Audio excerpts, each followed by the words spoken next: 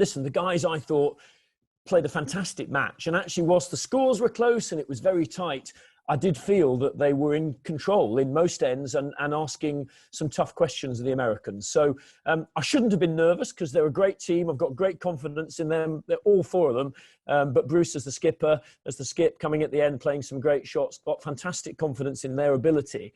But yeah, listen, getting to an Olympic final, guaranteeing a medal for Team GB, putting these guys on the pedestal that they deserve to be on, there were a few nerves jangling.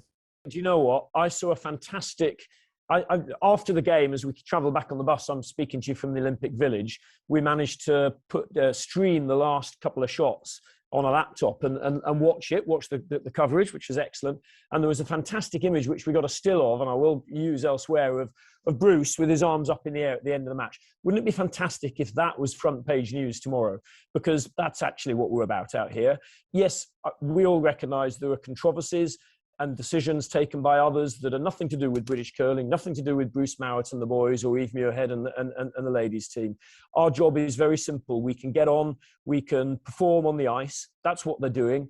That's what we're here to do. We'll carry on doing it to the best of our ability till this Games is done. And we know we've got a gold medal match. We know we've got a semi-final for the women. We want to make that 2 gold medal matches. It's very simple. And that will be the big news story. You don't want to be cocky, of course, because Sweden, who we play in the final, are a top team. They're the world champions, for heaven's sake. You have to respect that. They are a great team. They are, they've had a significant success over an extended period of time.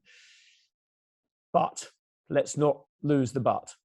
Bruce and the team are a very, very good team. They're probably realistically ranked #1 in the world at the moment, Bruce and the boys. But that doesn't count for very much. It's one match. It's 2 great teams going hammer and tongs. They've played each other regularly. They know each other well. They know their strengths. They know their weaknesses. But I'm very, very confident in Bruce and the boys' ability. Nice. Simply, it's pivotal. The sports, curling, 20 years ago, there was the most amazing, fantastic gold medal for Rona Martin and her team in Salt Lake City. The sport has moved on dramatically since then, and without the investment that we have these days, and without the ability to put a full-time program in place, employ excellent dedicated coaches and support staff, doctors, physios, scientists, psychologists working with the players day on day, we would not be able to keep pace with the Swedens, with the Canadas, with the USAs, with the Switzerlands, the other top countries, the Chinas, the Koreas, the Japans. I can go on. There's, curling's a worldwide sport. And so these athletes, they're full-time. Our top athletes are full-time. Bruce, Eve Muirhead, the girls, they're all full-time. Courtesy of the National Lottery, they get paid what's called an Athlete Performance Award, which enables them to not work or work reduced hours and train full-time. We've got this excellent facility, excellent coaching, and then we're able to put them around the world to tournaments, to competitions where they can hone their skills. So without that support, we just wouldn't be able to do that. They'd have to work, which would keep them off the ice. They wouldn't train. They'd maybe get some competitions in the UK, in Scotland, maybe a few in Europe, weekend competitions, but not the extent that we can put them to. So it's a game changer, simply. And we're now reaping the reward for that.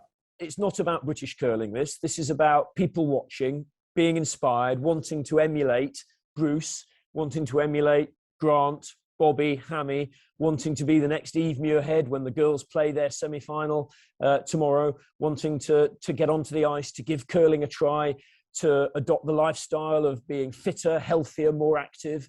And that's what curling, and that's what sport, other sports as well, but in this instance, curling, can and will do for people. So my message to people today is, look, if you're watching, if you're inspired, if you've switched on, if you love curling in the last 10 days, 2 weeks, I think I've been out here longer than that, but anyway, if curling is doing something and you're thinking, wow, go and give it a go. Try curling, www.trycurling.com. You can track down a sheet of ice, a coach, and somebody who will give you a go. And I tell you what, most people, if they give it a go, they'll be hooked instantly.